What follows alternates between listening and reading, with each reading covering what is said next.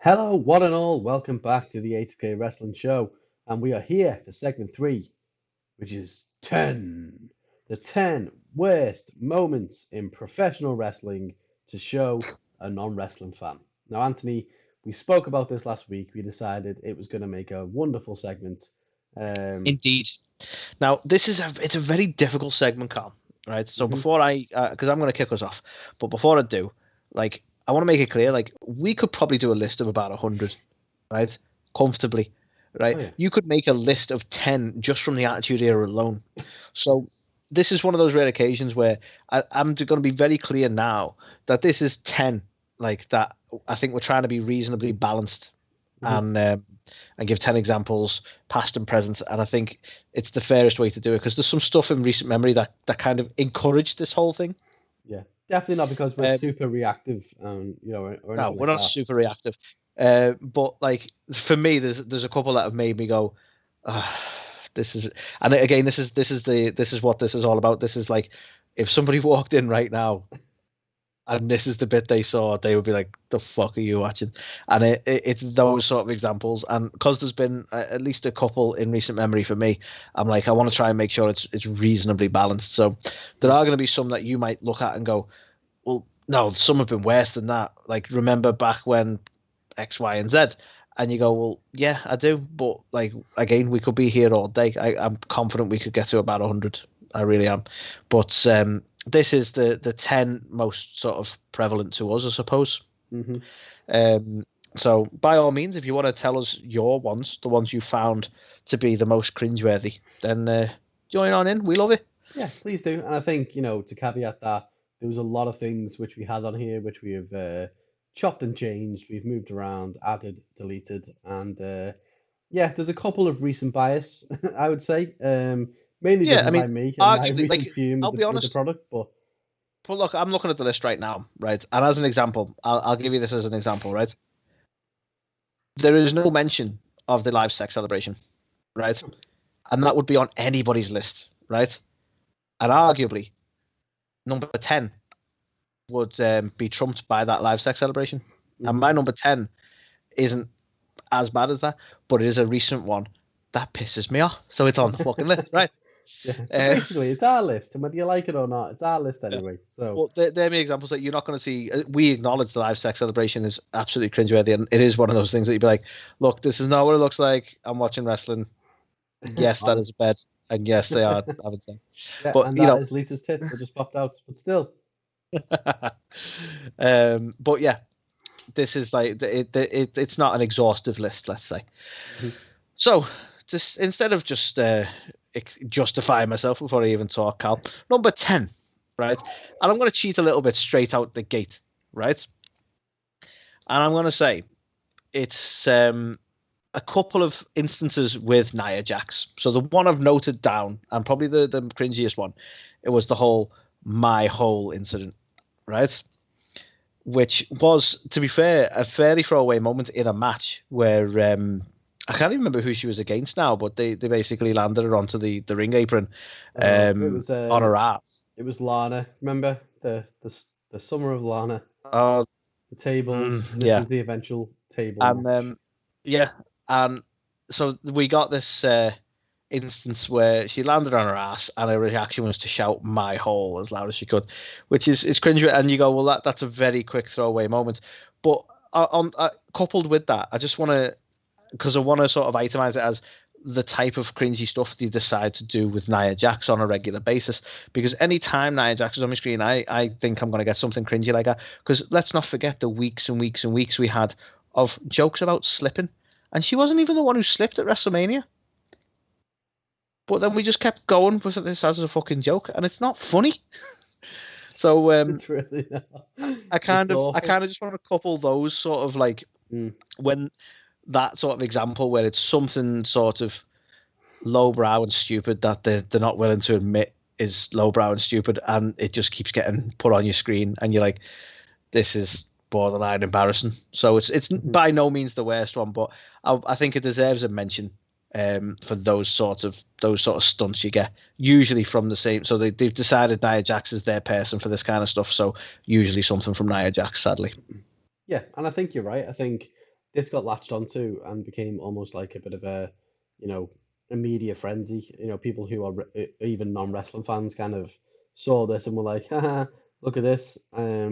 Which, okay, yeah, it's weird little segment of people who thought it was dead good. But really, if if you're sat there and someone just walks in and sits down and goes, "Oh, you watching wrestling?" It's like, yeah, yeah. And then literally she falls on her ass and goes, "My hole!" And You would I just be want to like, point out as well, like at a time when we're meant to be going, like I would usually, and this is conversations I do tend to have with people. It's like, oh, no, women's wrestling today. It's not like it was back in the Attitude Era. It's not all about getting your tits out. So, like, there's some fantastic women's wrestlers today. In fact, some of the best matches I've seen in recent years have been women's matches. And then, while I'm saying that, you see her landing her ass and go, my hole. You go, fuck's like, I yeah. can't justify this. People would be like, "Yeah, It's sure, it's come on." yeah, wow, women's wrestling, eh? And it's just it is just cringe. No, I think it belongs on here. I think you're right. Number 10, it's not by all means, it is not anywhere near one of the worst things. But it makes the list because it's a recent example. And as we've already said, there's a million things we could put on this list, but this one was just, super cringe for us watching it going, oh no.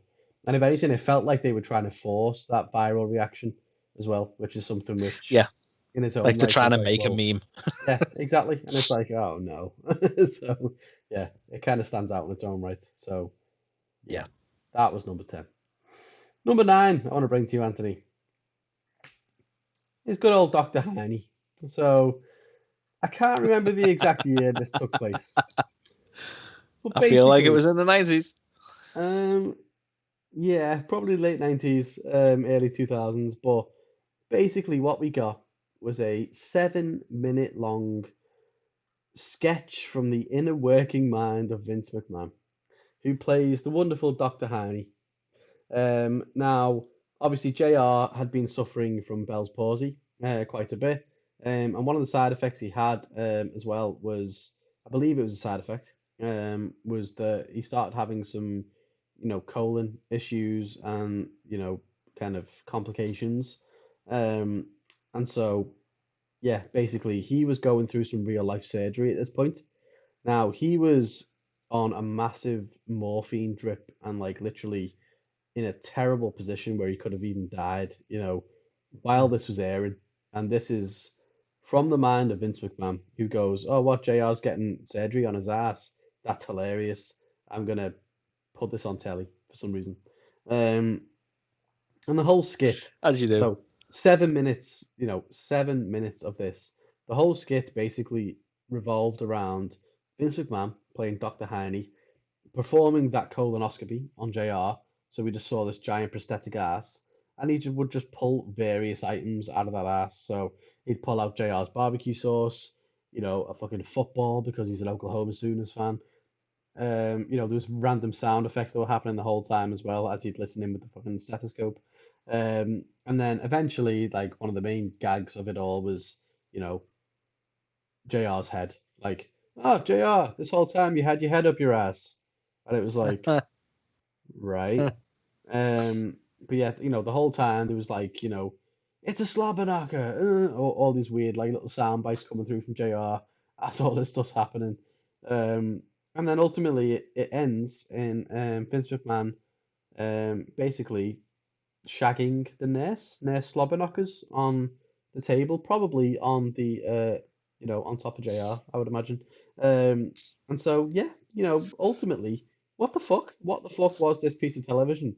The whole thing was just ludicrously embarrassing. And you've got to ask yourself, like, why? Like, was the whole point to humiliate JR? And if so, why? He was an active employee at this time and was going through a very serious, life-threatening fucking operation at the time this was conducted. Yeah, baffling. Yeah, insane. There are no words, Carl. Like you say, that again is primarily so deserving of this list because 7 minutes of time that you're like, where's the wrestling gone? Like, yeah, What's happening? where's the sanity gone? I think at this point, like, literally, this is the fucking brainchild of Vince McMahon. It has to be because in his head he thinks this is fucking hilarious. Meanwhile, we were watching it going, this is awful. Like, and like that's even just like the general public, like let alone anyone who's a bit of a smart and knows that JR has just undergone some very serious surgery at this point. Mm, Yeah, poor taste and poor execution. indeed. It was terrible. Well, my next one, Carl. I feel this has probably gotten a lot worse with age, and I'm actually Hmm. curious whether you feel it was a product of its time, because on some level I think it might have been, but at the same time it was probably quite bad at the time as well. So my next one, and unfortunately I can't give you the exact Raw it was, but it happened on an episode of Raw. It was on the build up to WrestleMania, because they were actually building towards a story here, and it was when Vince McMahon made Trish Stratus bark like a dog and strip off in the ring. Now, this is by today's standards definitely like what the fuck, right? But do you think there's an element of it that you go like you can understand how they were so misguided with this as a story? Because this is definitely like cringe, and it really wasn't a great thing for women's wrestlers. And Trish definitely went through her fair share of shit just to become a legend in the women's. And this is what I say about like people like to talk about the four horsewomen, and obviously they refer to their idols, and they refer to like Lisa and Trish and that. So I know they give them that respect, but it's like that was the slog you had to go through back then to try and make women's wrestling a thing. You know, they had such a hard job. But the reason I'm saying, do you think it was a product of the time, is because I honestly think in Vince's mind, this whole effect was to be as embarrassing as possible for her, so that the revenge ultimately at WrestleMania, when she got her comeuppance, would be all the sweeter. And I think that was in his head. In his head at the time, must have been the aim potentially, but it was one of them when you go, this is a bit much. This is like quite humiliating, you know. So it definitely deserves a place on the list because it is one of them. Like again, totally embarrassing moment for wrestling, really. But I mean, what do you actually think of it? Like, because obviously by today's standards, it's definitely like ridiculous. You wouldn't catch anything like that now. Yeah, I mean, by today, it's absolutely fucking atrocious. Like watching it back and just being like, wow. Yeah. You know, Like we got away with a lot back then. knowing what we know as well, that Trish would go on to be, probably the greatest women's wrestler, of all time, at least, today. Um, it's insane to think that this was the kind of thing that she was involved in. But yeah, Yeah, I'd like to think, oh yeah, maybe he thought, blah blah blah, and then ultimately he would get his comeuppance. But I think it was just again, just Vince McMahon being Vince McMahon. He was like, I've mm, got a really attractive woman. I'm gonna basically make her strip, and I'm gonna show my power and dominance by making her walk around and bark like a dog and literally be my bitch. And that was because the to be fair, like yeah, because there's a lot of stuff he did in the Attitude Era that it's like there wasn't really an aim to that story wise. Like the Kiss My Ass Club really didn't have an aim other than no. him being a heel, other than him being a bad guy and being the worst boss ever. Like and all the stuff, basically all the stuff he did with women, Mhm. um, like the Ness Lobberknocker thing that you mentioned just before is like that's like you say it's probably humorous in his own head, but doesn't really have an end goal. The with this one, the only thing I will say is like it was leading towards her getting the victory at Mania and get him getting his comeuppance at Mania, Mhm. but the like it was probably a step too far. Oh God. No, it definitely was a step too far. I don't know why It's I'm throwing it probably in there. It was a step too far. it was a fucking leap too far. I think even especially today, but even for its time, I remember watching it going, fucking hell, like this is bad. And to your point, yeah, was it done to like elicit that response and ultimately be towards the end game? Maybe, but knowing Vince, like we know Vince and the stuff he's done, especially with the women of the wrestling world, I don't know. I just think it was such poor taste and yeah, really just belittled someone who would go on to become obviously in my opinion, probably the greatest women's wrestler that we've had. So yeah, Yeah.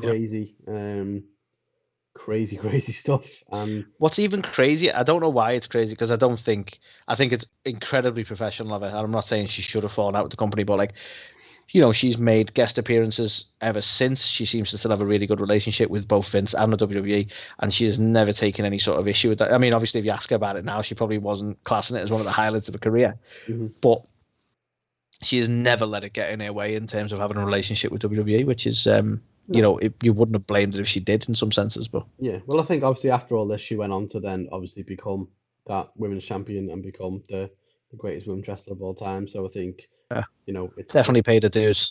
well, yeah, definitely. But yeah, such poor taste, and obviously something which, if you were ever watching this on WWE Network today, if it's even on there, who knows? But if it was, and someone came in, you'd be like, yeah, you would find it hard to explain why you were watching it. I guess so. Yeah, it's like, no, it's part of the story. It's part of the story. Yeah, it makes sense, maybe, possibly. I mean, it doesn't, but yeah, yeah, She goes on to become champion. I swear to God. yeah. Um, so all in all, poor taste and poor segment, I would say. Now, I'm going to talk about another recent one, Anthony. Oh, go on. And so we talk about how women's wrestling has evolved. Obviously, we just used Trish Stratus then as an example to say what she, was involved in, and then ultimately what she ended up doing. And even that wasn't the peak of women's wrestling. Obviously, she was the trailblazer. And we ultimately ended up having the women's evolution or revolution, sorry, and obviously the evolution pay-per-view. And women's wrestling became something that was taken serious again, and something which, everyone who was a fan of women's wrestling could finally rest at ease and say women's wrestling is Yeah. prioritized, back on the map, and given the I care bet and him, like, consideration. and we've had like Becky Lynch showing that you can be a badass, and we've had Sasha Banks really rising to the top. We've had Bailey having Hmm. an incredible, certainly a face run, and might have even been a heel run at this point as well.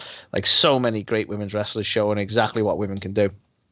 Definitely, like what an Yeah, evolution it was. 100% until the end of last year. Because what happened was an event which pretty much set the whole progress of the women's wrestling, revolution back many, many years. They talk all the shit about women's power and women's revolution, and like, Stephanie McMahon is the fucking at the helm of it for some reason, even though she probably isn't. But they did all this good stuff to put women's wrestling back on the map and give it the, what was it? Give divas a chance, or give, women a chance, whatever Mm. the hashtag was. They got trending. They went with all that, and then yeah, end of 2020, right back to where it was. So we had on SmackDown a karaoke competition. Um, I Of remember, course we Anthony, did. I remember, This was shocking. I remember going through this on the show and Yeah, just being visibly just in a fucking fume, thinking, what was this shit? Like it wouldn't bother me, but at the same time, the talent you've got in there, you've got fucking Lacey Evans, you've got Naomi, you've got people in there who deserve an actual fucking opportunity at like the belt. Not even just like TV time, but like actual yeah. deserving of championship People who have opportunities. still not had a fucking opportunity. Yeah. And, after weeks and weeks of not seeing them, they bring them out for a karaoke competition, which didn't really have any fucking point, really. And, No, at this point, they may as well have fucking brought them out, had them do it in a fucking bra and panties, and then have the runners up wrestling fucking mud, because that's yeah. how There were far of a fucking literally step there back was you took. no point to it, and there were no winners. No, No one won that day. nobody won. The fans didn't fucking win. The fucking people in the ring didn't win. Like, yeah, it was awful. Like, can you like even remember? Was there a point to it? Like, were they doing this karaoke to get something or be something? Like, or was I it don't know. like Like what? I remember they had to have a theme. They had to sing wrestling theme music, didn't they? So they couldn't just sing anything they wanted. Mm, Because didn't like I'm trying to remember. Like wasn't a couple of them like really cringe as well? Like was it Tamina or someone who picked like something relating to her family as like, so oh yeah, from the heart and all this kind of stuff. And you're like, oh, for God's sake. But I can't even remember the songs because it was such a horrible memory. yeah, and I Like think most things. you can use the whole fucking pandemic and lack of audience as like an excuse if you want, but really, Thing is, this even that's a load of bollocks because you had like six women in the ring. Have a match then. yeah, like You know, it it doesn't was need to be a fucking karaoke contest. it was baffling. The fact that you've got like Lacey Evans and you've got Naomi, especially, who were part of that segment, and it's like these are two bona fide fucking championship contenders, and you've got them coming out here and doing stupid karaoke for a segment that literally took us right back to women's wrestling's not important. And that's the way it felt, I think. It was such a shame because you've had that massive peak in the Four Horsewomen and this big like evolution, and then I think we can all agree, and I think we spoke about it before, that's not the case anymore, even with like today's product. Like it hasn't got better. It's just that was probably the lowest point of, the descent back to almost where we were, unfortunately. So Yeah, yeah, it was baffling to me at the time. It's not got any better. Every time I think about it, I just think, what a fucking shit show. So for me, agreed. deserves to be on this list because it was atrocious. No, couldn't agree more. So, Carl, number 6, I'm going to give you potentially polarizing, if not for you, certainly for people listening. Not for me. But I'm going to be clear about some specifics to it. But in brief, I would say the introduction and use of Lily. So obviously, Alexa Bliss has had this character that she's borrowed from the Fiend. Sacked the Fiend off for whatever reason. I mean, he's still not back on TV, so I'm not quite sure what's going on there. But has become a character in her own right and introduced her childhood doll, which apparently has always been there, known as Lily, which again in itself is kind of cringy enough. But let's be honest, you know, the Firefly Funhouse is hard to explain, but not necessarily bad. Do you know what I mean? And he's always had the puppets, and he was a parody in that whole Mr. Rogers character, I guess, in some respects. But the actual use of the doll and the puppet isn't really the issue. But the main specific example, and the reason I think it makes this list is that whole finish to Raw. I want to say 2-3 weeks ago, maybe, with Shayna Baszler being haunted by the doll, if you will, and being trying to act petrified. And I don't know whether it makes it worse that we know that she's like come from this UFC background and has been like this legit fighter. Like, can you imagine trying to explain this to someone who was a big fan of UFC? Like, in general, never mind like anyone, someone who knew Shayna Baszler was like, what the fuck is she doing now? Like, it was just such a strange, like, why we like I actually, from a story point of view, I don't know why we were giving the doll more focus than we were giving Alexa. I'm not sure what the end goal was there anyway, but I personally find the doll and the whole use of the doll very cringy, and yeah, it's just embarrassing. Yeah, I will agree wholeheartedly with that. Pretty much everything you've said. I think the fact that she is so fucking prominent and, it's like, oh, well, it's whatever Lily says. And, I like, honestly, it scares me, but I think we're literally weeks away from having her in a fucking match at this point. Like, she's just going to be sat there on the turnbuckle and we're going to have fucking Lily and Alexa win the fucking tag titles or something. Like, it would not surprise me. I think, Honestly, that wouldn't surprise me. like, for me, the lowest of lows, which, as you said, was when Shayna went in there and was like, got in Lily's face and was like, "You're just a stupid doll." And it's like, whoa, fucking hell. Like, Yeah. this is like, if someone would have been sat there, like, whether it's like, the missus or like, It's someone it's who's a friend. classic one again, isn't it? I Yeah. know, honestly, women's wrestling today is really, really something different. It's amazing now. Yeah. Like, I think obviously we are both wrestling fans, and I think we would like to bring our kids up to be wrestling fans as well. And I think if we were watching this kind of shit and our kids were there watching it with us, they'd just be like, "This isn't cool." Like, what is this? And we'd be like, "No, no, it is. It is good. It is honestly, it Like, is good. Just let me show you a match with Thunder yeah, Rosa, right? Because let me just fast forward this bit." And then, like, you get the rest of Raw, and you're just like, let me just, okay, yeah, Raw's not good, but Um, so yeah, this was a new low for me. I think in fucking inanimate objects. This is worse than Moppy for But me. again, like, in a sense, though, this is the point I'm making. It's like, it's not necessarily the introduction or use of the doll; it's what they're doing with it and Yeah, how prominent they're making it. Because, in all honesty, Moppy wasn't even that bad, or was Al Snow had head. yeah. You know, um, I don't know if that's what the name was. It felt weird saying that, but he had the mannequin head thing. As long as you said had and not got, we're cool. Um, And I mean, Mick Foley somehow sold Socko. Do you know what I mean? It's like it. They've always had stuff like this. It's not necessarily the worst thing or even cringeworthy every time. As I say, even the Firefly Funhouse stuff, you could see what it was parodying, and it was comedic with an undertone of sinister that made you uncomfortable, which worked. I'm not getting that with the whole Lily thing, and I think that's the problem. Yeah, I think they But tried to, obviously shoehorn the Fiend character into Alexa, and then they've opened up this thing about like how Alexa has always been evil, and like Lily has always been there throughout Alexa's whole life, and I so don't it know, wasn't the it's Fiend this time. yeah, exactly. So Yes. yeah, and Yeah. negates the whole fucking last year almost, but yeah, I don't know. I think you get to a point where you've got a magic doll with evil powers, and it's kind of like, yeah, this is a bit silly, isn't it? Because honestly, Alexa plays her character well, right? Hmm. I'm not trying to discredit Alexa when I say that, Hmm. but the, there was always something about the Fiend's like the fun bit, like with all the puppets and stuff, that really put you on edge. Or I don't know how you felt about it, but when it's like everything had just suddenly turned really sinister, Yeah. like, and his whole mannerism, his whole tone had changed, and you'd be like, oh, do you know what I mean? Like, and I could see how they built the atmosphere right in that. And I don't know. This is just Alexa with a doll. Like it's not got the same tone or feel. And yeah, and we're actually like at no point. Don't be wrong. We've seen them around backstage and stuff, but at no point have we seen anyone arguing with any of Bray's puppets.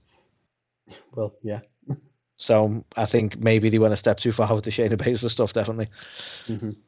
There was a weird thing with Riddle, wasn't there, at one point? The carrot or Yeah, something. he offered them the carrot. Yeah, but Yeah. at least he weren't like actually arguing with them. No, that's a yeah, it's a whole different ball game, I think, at the minute with Lily. So yeah, deserves to be on here. It's horrible to watch. It's yeah, you feel embarrassed. So belongs. It belongs. Indeed. So number five. Fucking hell, this. I'm surprised this is as like low as it is on this list, to be honest, because it really yeah, it every time I think about it, it does something to me, to be fair. I get so angry. This does make your blood boil. This was a new low for me. Like, I've lived through pro wrestling since 1992. I've seen the gobbledygooker. I've seen every fucking gimmick you can ever imagine. The worst thing ever to come out of pro wrestling, even though it's not top of this list, but still, the worst thing for me ever to come out of pro wrestling since 1992 was fucking Braun Strowman's sound effect. So obviously, Braun Strowman likes trains, or he is a train, or something. We don't really know what his obsession is No, with I think trains. he's meant to be a train because he runs around the ring like a Oh, choo choo. okay. Oh, okay. I like it. Yeah. What was it? Ah, I wish I could remember it. I think Jim Cornette said something. Was so fucking. It was so absolutely career ending for Braun Strowman. It was something. Yeah, it's gone. It's gone. Yeah. Li- Listen to Jim. Jim knows what he's talking about. But it was something about fucking. Um, yeah, basically how shit Braun Strowman was, but a comparison to trains, it was good. Listen to Jim. But yeah, so basically there was a point in the last few months where yeah, so we know Braun Strowman likes to do his little run around the ring and shoulder tackle people, and it's like he's a That big he freight does. train. Okay, yeah, we get it, we get the analogy. He then started having this little weird like woohoo cowboy swing into it. Like, okay, cool. Then what happened on a random episode of Raw? Um, it ruined me, Anthony. I don't think I've ever recovered from it. Um, So as Braun went to the outside and was about to do his patented run around the ring and shoulder barge, we heard a disgusting noise of like a train kind of go, choo choo. And I was like part of me thought, have I just heard this in my own head? Or was this actually on the television show? And I was like, As the show finally broken me, I'm yeah, hearing I was like, things. okay. So it happened, and I was just like, nah, that can't be real. And then the next week it happened again, and I was like, "Oh my fucking god, they're trying to make this a thing," and it was literally to play a sound effect. Whenever Braun Strowman would go to the outside and do his little shoulder tackle, they would play a choo choo noise. Like that for me, and like that is the lowest I think I've ever felt as a wrestling fan. Like, if someone was to come and see that, and I know it's number 5 on the list, and there is things that are worse than it, but it's so raw I for me. think No pun I intended. think that is probably the worst one. But I think we need to acknowledge WWE's recent spate of using shit like this Mhm. with animations and sound effects, and it just hasn't worked. And I'm hoping they're stopping it now because Braun's gone, and I haven't seen them do it with Riddle in a while. Could be wrong there, but the whole kicking the flip flops off and the birdies appearing is kind of weird as well. Like they're all very cringe and very strange, but that's definitely the worst one. Adding a choo-choo sound effect. It like literally like who was it for? Like that's what I don't get. Like, WWE is meant to be a PG product, is it? Maybe. Like kids don't watch Sometimes Raw. Like they just don't. You look like if you look at the demo data, it's just old people. So why are kids they don't putting watch in? Raw. They don't. Like, so why are we putting fucking choo choo noises in? Like, who is that meant to entertain? Who's gonna go?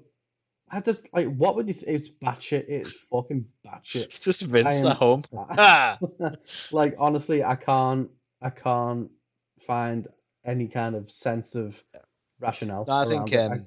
It makes no sense. I think when they're trying to put him that like because at the same time as him being a Strowman Express, they trying to he's the monster among men, and people are really intimidated by him, and it cuts through that intimidation, doesn't it? Hmm. I always thought that whole move where like I don't understand, and this is a totally different gripe, but I hate, and we've probably discussed this before. I hate really massively signposted things. So when you're getting a sound effect and he's going like that, and you're like, well, he's going to run around the ring. Maybe I get back in the ring. Yeah, Like maybe I just move. that should not work on anybody ever. Yeah, Like it just pisses me off that it's even a move, and all it is literally just shoulder tackling people. yeah. Well, I mean, obviously, I'm assuming the big sound effect happens in the arena too, right? It's not just for us You'd at hope so. us at home, the audience. So if that wasn't gonna, make you get in the ring, then surely the big would make you go, okay, I need to get in the ring now. I love, for some reason, your sound effect I keep envisaging Braun doing it. Just, oh no! um, like, why is he not with the company anymore? It's weird. But no, Strange. honestly, this was terrible. This was like I can't even say it Yeah, was like a step back. It was a whole new low, I think, for me. yeah. And I'm Like so fucking WWE, glad. you tried something, it sucked. Let Don't it do go. it again, ever again. Like, bin off the Done. animations, bin off the sound effects. Just fucking stop it. Um, so yeah, that was number 5. I feel like at some point Vince has been wandering around backstage. He's like, "Who's this guy? What's he here for?" And he's had to justify his existence. And he's like, "Oh, the I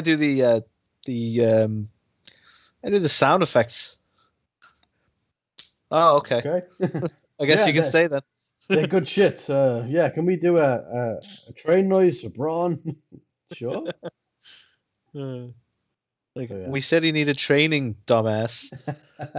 yeah. Savage. Anyway, my next one, Carl, takes a slightly different turn because this is like, what were you thinking, right? So this is like quite a reasonably small part of an entire storyline that was kind of fucked, really. So we had essentially a storyline a little while back, and I want to say was this potentially after the whole Edge thing, maybe. But anyway, it I think involved I think Lita. it was before Edge, possibly. Was it before Edge? I I think couldn't so. decide if it was after Edge because they did split up at some point during that because he ended up with Vicky Guerrero and everything at one point. Mm, Edge, he's proper maybe player. yeah, maybe it was after then. So Yeah. anyway, I don't suppose it matters too much, but we had Lita involved in a storyline where Kane was like, "I find you attractive," and she's like, "No, Kane," and he's like, "Yes," and she's like, "No, Kane," he's like, "Yes," and eventually she's like, "Okay," because that's how life worked back then apparently. So Hmm. Kane like sort of forcibly enters into a relationship with her, and like I'd say that because she was very resistant at one point, and I suddenly was in love with him, which is weird. I just didn't know. Anyway, I just didn't know where that was going. So Kane forcibly enters. PG. into a relationship, Carl. Yes. Sorry. Um, and then for whatever reason, they decide to do this whole storyline where he gets her pregnant, or we think it's him anyway, and then they're in love for some reason, and then Gene Snitsky rocks up and like he knocks her over and causes a miscarriage, and it's like, okay, this is a difficult topic done in a weird way. So let's maybe get through this as quick as we can and maybe not remember the storyline too well. But no, let's. Gene Snitsky was relatively new at that point. Let's make this his entire thing. This is his whole story. This is his whole reason for being. So they end up making his theme music around it, and everything for his theme music starts with "It wasn't my fault," because it wasn't his fault. He didn't mean to knock her over, you know.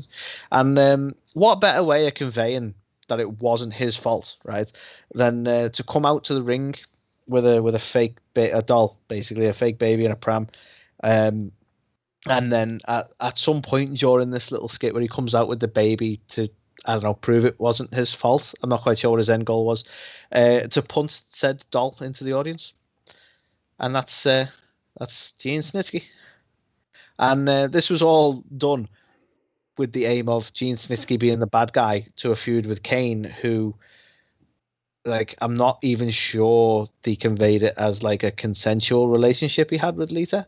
Oh, it wasn't. No. Yeah. So, like, that was weird too. The whole thing was kind of fucking weird, let's be honest. But I think the icing on the cake was the Gene Snitsky thing with the baby, with the doll. That was kind of weird. And deserves to be on the list. This is classic. This isn't even. I can't even blame the Attitude Era for this. This was firmly ruthless aggression. Might have even been Reality Era. I don't know. It was early 2000s, wasn't it? But this was not Attitude Era. This is when we were coming out of that stuff. So we can't even blame the Attitude Era for this one. I think the fact was as well, it wasn't even like overtly obvious at the time that it was a fake baby. Yeah. And so obviously there was that moment of he's literally just kicked a baby. You know, South Park aside, that's not good. So yeah, I don't know. I just think you couldn't watch this today. You know, I mean, you could barely watch it back then. But if you were again watching an old episode of Raw today, you were like, oh yeah, you know, Kane was really cool, and so was Lita, and oh yeah, there was this Snitsky guy. All right, who's he? Well, did he just kick a baby? And annoyingly, right, slight sidebar, albeit, but Snitsky had like one of the best theme musics of that era, as far as I'm concerned. That was way, like, you ever, like, and this might be another segment coming up in the future where like wrestlers who had theme music's way better than they deserved, because that was a badass tune. That it was almost like that Zakk Wylde style sort of guitar riff, and I still remember it to this day. Not that I am not gonna sing it on the podcast. I'm sorry, right? Not that there were lyrics to it, so I'd have to just sort of mouth the guitar tunes, which would be weird. But it was a badass theme music, and yeah, it sadly it landed on. I'm not even blaming Gene Snitsky for this, but like it's hard to, you know, continue your career with WWE when that was the storyline that brought you into prominence, and that was pretty much what happened. That came and went, and he fizzled out, and that was him. Well, yeah, I mean, where do you go after punt kicking a baby into the audience? Like, you kind of peaked before you even got going. Unfortunately, that's pretty much as villain as you can go. So exactly, you're not going to really top that, which I think is. And it's hard to do a face turn from there either. Well, exactly. Unless he himself was the one who caught the baby as well. Yeah. Actually, that would. You know what? Yeah, I feel like we need to rebook some of these like old school things. Like, I would love. It wasn't my fault. I would love to see like an old school Mr. Perfect style vignette where instead of throwing the throwing the football and going to catch it, you literally punt a baby in the air, and he literally is there in the audience to catch it. That would be amazing. So yeah, we can clear his name still, but yeah, for the time, yeah, it was horrendous. Something which I think as well, it got a significant amount of complaints to the network. Which wasn't helpful again, either. like you say, some people, as much as you can look at it and go, well, that was fucking obvious. Like some people did not realize initially that was a fake baby. Yeah. So I think that's probably what caused a lot of the onslaught of complaints. Yeah, exactly. But yeah, baffling creative in a baffling time. And yeah, I would not want to show that to anybody ever again. So and obviously the storyline as well overall did point out to you that if Kane wants to be in a relationship with you, there's not a lot you can do about that. Pretty much, you are getting tombstoned. You can kick and scream all you want, but it's gonna happen. He's Kane. He is. That's such bad fucking. It's just so horrible. Yeah. Anyway, that's my offering for number 4. Carl. I'd like to say let's move on to something more positive, but Oh, Anthony, it's another recent example. And maybe people will be going, oh, fucking hell, this doesn't need to be on there because there's so many I'm worse things. annoyed that people try and defend this though. I want There's to bitch about this with you there's because no I'm so way. annoyed that people try and fucking defend this thing. There's no fucking way to defend this, right? Now, look, I will caveat this whole segment, right, or at least this entry, with the fact that, yes, WWE often brushes with the paranormal. We have The Undertaker, Kane, The Fiend. We get it, okay? Yeah, there's an element of paranormal about wrestling, right? But the fucking zombies, really? That's something else, right? To put zombies in a match as lumberjacks which didn't even feature any supernatural wrestlers. It was the fucking Miz and Damian Priest, right? That's the argument I constantly make. People love to try and defend this fucking match and go, well, you've had like the Undertaker and all this, and I'm like, they even had the ECW zombie. It's like, yeah, but the ECW zombie's whole shtick was being a zombie hmm that had fuck all to do with Damian Priest or the Miz. Like literally, fucking Morrison opened the door and there was just a load of zombies in there for no reason whatsoever. Yeah, And he was like, was "Oh it? shit, It was the next minute they're the lumberjacks." so disconnected from them. And then again, I've heard it defended so much because, well, it was to promote that Army of the Dead film. It's like, cool. Then, Which, in its make own it right, relevant to the whole fucking thing. That. There's nothing worse than something going, oh, we're promoting this film, so put up with it. yeah, like Fuck's sake. if anything, that makes it worse than anything else because this was the biggest example of just fucking corporate sellout that we've ever Yeah. seen from WWE. It was literally, Put some well, fucking posters up. yeah, The just like fuck is this? show a trailer, like in like one of your fucking 10 million adverts for WWE Network or fucking WWE Shop. Just stick Look, a trailer up for the movie. Job this is done. what I don't get. I don't get why it needed to be promoted like this. I mean, they've constantly got Snickers sponsoring them, but you don't see all the fucking wrestlers stopping mid fucking match to have a fucking Snickers. Oh, don't even give them fucking ideas. That's gonna happen, right? This is right. If this happens now, right, we already know we're being fucking listened to and watched, right, Look, by thing certain is, people. Carl, But this advert has been there the whole time and they've never done it right. We've got a dual personality character in the Fiend, right? And at no point have they give the Fiend a Snickers and had him turn back into Bray Wyatt.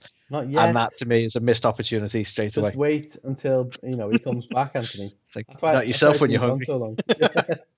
Um, oh shit! Don't like yeah. What have you done? What have you done? Um, but no, I can't. Like honestly, I can't defend this in any way, shape, or form. Like, yeah, you can do an advertisement for someone else, and to your point, Snickers, whatever. Do Old Spice, random shit happening in the back. That's cool. To insert zombies legitimately into a You know what? match Like, with no supernatural people, and to just expect people to just go with it and be like, oh yeah, the zombies are the lumberjacks, right? That's not even the worst bit. Right after the match, the zombies ate the Miz, Anthony. yeah. They fucking ate Where the do you Miz. go from there? Like they ate him. Like, Apparently, he's just back the next day. He's fine.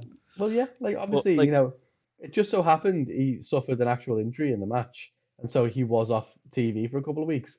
But he came back, and then he was just in a uh, wheelchair, and it was just like, yeah. So he's not a zombie. Even though he was eaten, he's I fine. think the What? best thing to come out of it was John Morrison making a slight joke about him potentially being a zombie. And I think you didn't get a chuckle out of you because he was wearing With the garlic. garlic. Yeah, So just exactly. totally fucking dense about what you need to do with zombies anyway. So it Yeah. did have some funny, but not the actual match, just those Well, elements that John the thing Morrison is, saw. as well, the thing is, and we'll get onto this when I talk about number one, but there's often times where there's follow-ups or something which is actually quite humorous, but the Yeah. actual incident itself is unexcusable, and I think this is Um, one of I them. the only thing I'll say with this is I'm quietly hopeful. If this is how WWE react to films and this is how they promote films, I am low key excited for what other films are going to be involved with WWE. I kind of want them to try and include Sonic in this shit. You know, I want the most ridiculous films we can possibly think to try and No, include into wrestling now. no, Like, yeah, why not? no. What are you doing? Stop it. I mean, I joke, of course. I think AEW have already done a Sonic themed whatever. They reaching for the brass ring. Eh, Uh, yeah, that's it terrible, to comes be fair. around. That's so bad. A literal fucking brass ring. Yeah, terrible. Yeah, Um, fucking cringe. but yeah, like I can't honestly can't overlook this. I just think it's such a low point. And to Indeed. just to like yeah, like I get it. There's no real life fans, but Like, how can you make your audience sit through this shit? Like, just out of nowhere, yeah, so the zombies there now. And then literally they climb the ring and they eat the Miz. And then they just move on to the next segment. And it's like, fucking hell. Like, I know, that is embarrassing.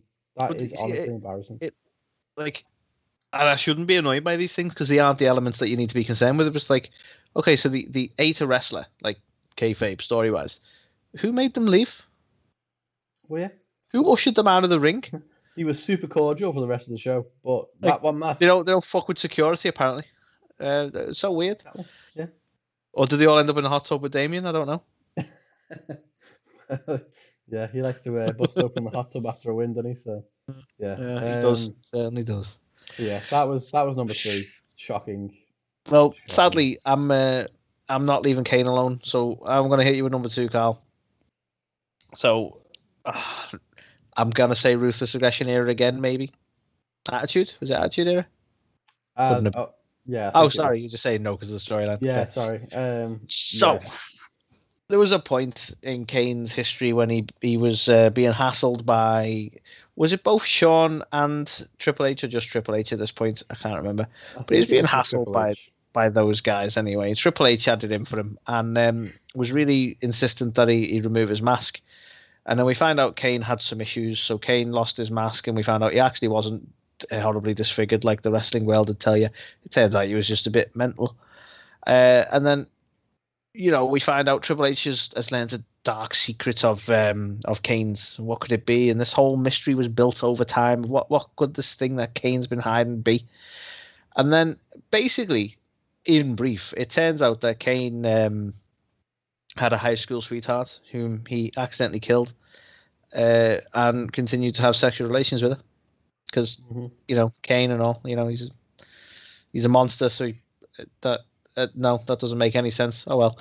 And then obviously, you go, well, that's a horrific storyline, but okay.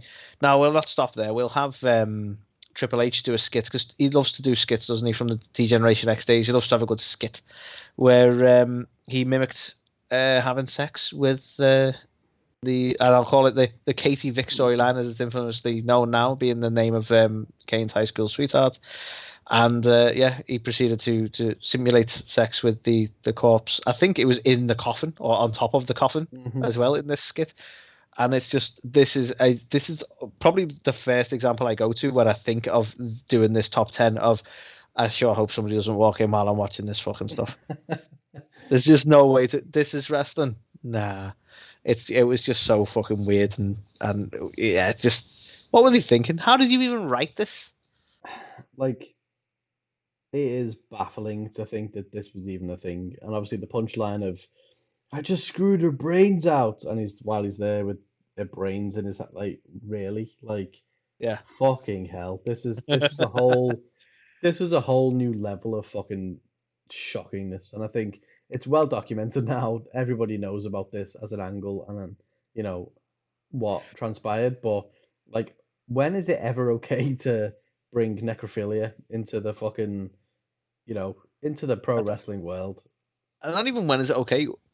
How did that writer bring that to the table I have no and idea. people take him seriously? Like, Yeah. How did they not go to him? Like, get the fuck out of here. It's this. Like, I don't even know how you get that through creative. I really don't. And But like as well, super, kayfabe aside, Kane was hideously disfigured and burnt when he was a baby.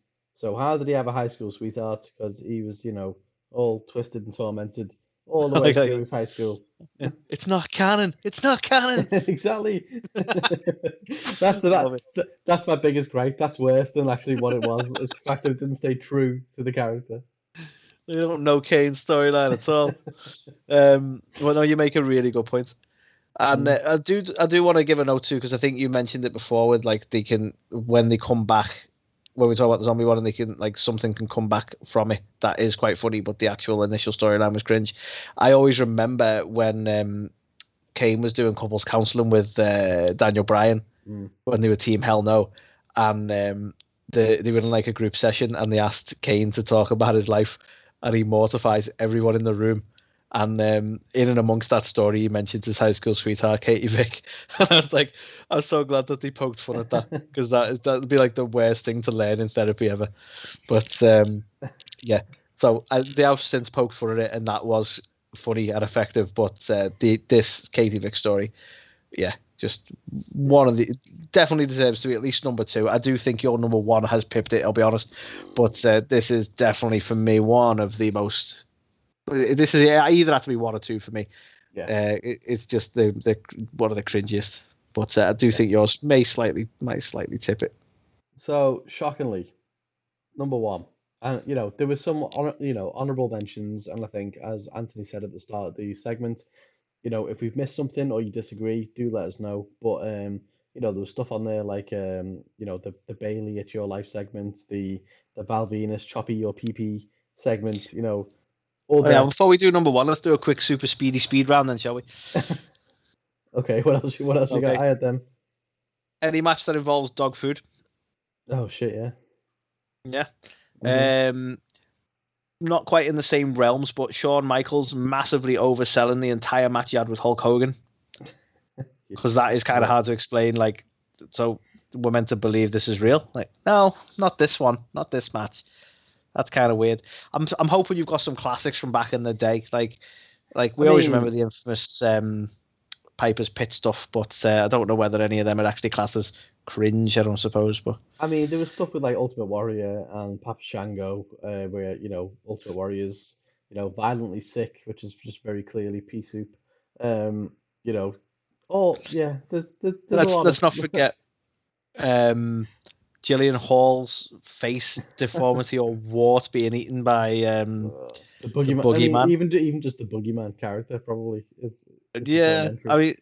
mean, okay, it probably doesn't fall in the realms of cringe, but it's something that's coming to my mind is Vince McMahon pretending to be dead, but that Hmm. obviously that never really got to continue as a storyline, but that was kind of an odd thing to do because ultimately we were going to have it that he went. Oh, Yeah. what else have we? Oh, there must be the Kiss My Ass Club has got to be in there in some capacity as well, I which mean, we I did mention suppose briefly even like before. custody of Dominic is probably going to be up Custody there. Dominic was definitely a fucking cringeworthy thing to Mm. do. You know what? I've got to put it in there as another. This would be my last quick speedy speed round one. Um, Gouging people's eyes out with steps. Getting Fucking fucking sick hell. of that. I mean, there's been a lot Twice of they did it. stuff.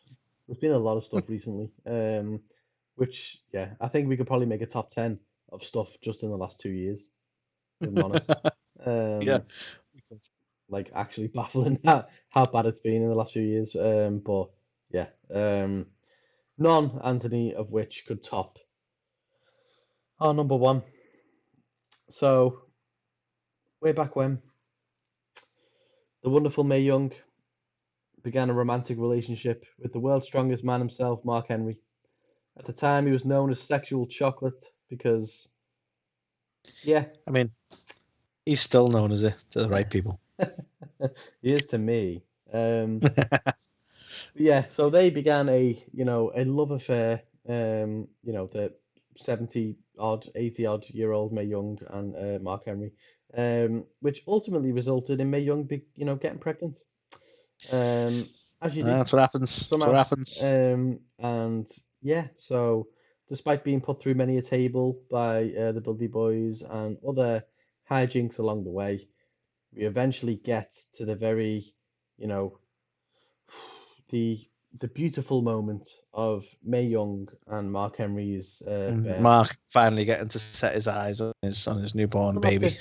That's it. So, it's backstage, I think in the locker room for some reason, not in a hospital, but she's there with her legs up, and there's a lot of back and forth, a lot of pushing, a lot of stuff going on, and then we finally get to see the new arrival, which is of course a hand. Yep, nope, you didn't mishear us. If you've never seen No, it, it was a hand. it was a hand. Yeah, Mae Young gave birth to a hand, that happened. and to this day, I still don't really understand. Like I think the ultimate punchline was meant to be like it was like an old sex toy that was kept up there from years ago. But Hmm. yeah, but still, like what? Um, like, but like I I cannot imagine I watching think we were this. all really curious where it was going to go. In all fairness, I mean, we speak about like Eric Rowan with his little, what's in the cage, and it's being like a little, a robotic spider. Nothing completely pales in comparison to this. This was the whole, build up. She's pregnant, all that stuff going on, eventual birth, and then they just give birth to a hand, and it's obviously covered in all of the gunk anyone could possibly imagine to make it seem as much of a comedy fucking thing as anyone could possibly want. And yeah, baffling to this day. I honestly don't understand the creative. I don't know where it came from. It is just fucking ridiculous in the worst way. Um, yeah. there's no like, there's literally the reason this is number one on the list.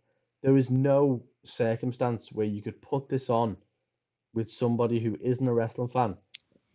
Even with people who are wrestling You, fans, but just you not know, back what? in the day, you could not put this on and sit through it and justify it in any way. There's no way you could explain it in any way. No, There's no way you could explain the storyline and have it make sense as to how it ended up here. no. It's like even with the Katie Vick stuff, which was fucking horrendous. You can at least say, well, oh, Triple H and Kane had this like there's nothing you could do with this. Like, oh yeah, she had sex with this guy and then she gave birth to a hand. Why? I don't know. It's just what Right? happened. Like, yeah, this is the lowest point in all of pro wrestling, and the Attitude Era gets a lot of shit. It also gets a lot of kind of praise as well for the stuff that happened during that era. But yeah, this was something which is just the lowest point in all of wrestling. Really, it was just something which took weeks and weeks of storytelling for this as the end point basically, and it was just never spoken of again. She gave birth to a hand. That was it. She was off TV. I Not wouldn't happening, say Mark Henry. never spoken of again, Carl. Well, yeah, she wasn't spoken about again in the immediate future. And then similarly to some of the other entries we spoke about on this list, it did go on to reference itself later down the line. So similar to Kane bringing up obviously Katie Vick again in the future, we got to see in a random episode of Raw. Was it like I think it was like a 25th anniversary or like a I Legends think it show. was when they were was it when they were doing that throwback Raw where they had all the old logos and everything out again? Was Yeah, it it that might have particular been. one? It might have Yeah. been.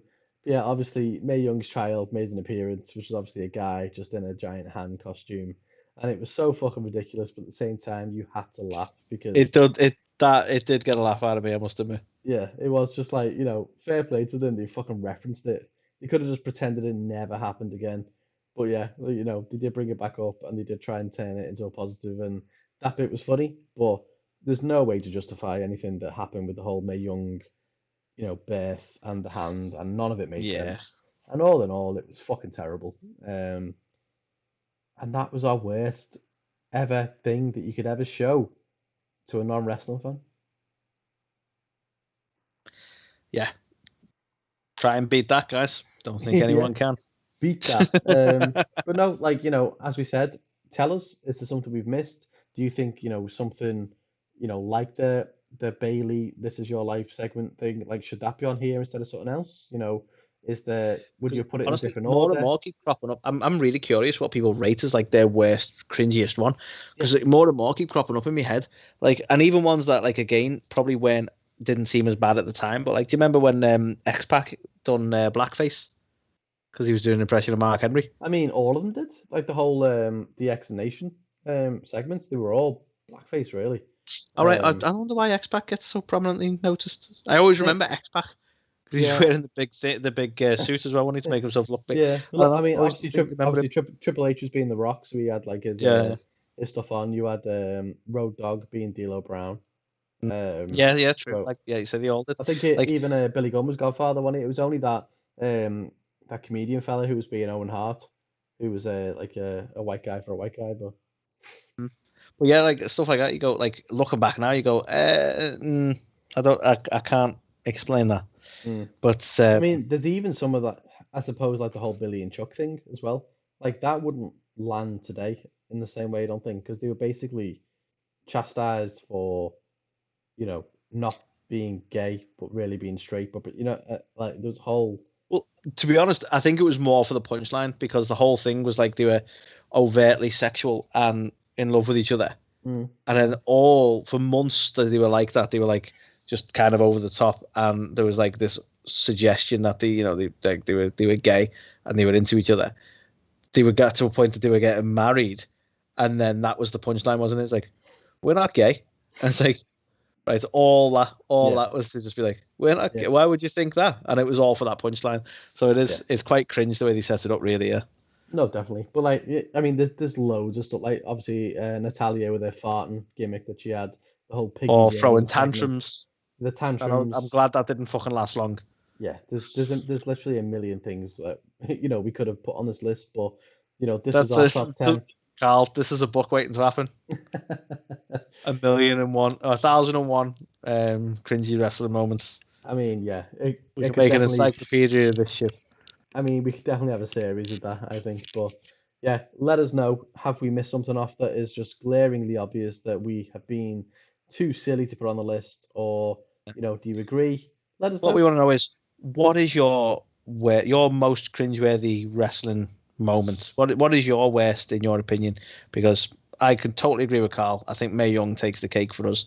But what's your worst? Let us know. I'm curious. That's it. Let us know. And we will be back with This Week in Wrestling after this noise.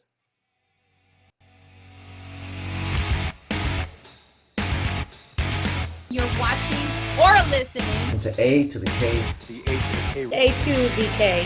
A to the K. A to the K. A to the K. These guys are awesome. Check it out. Check it out. Change your life. You'll be thanking me later.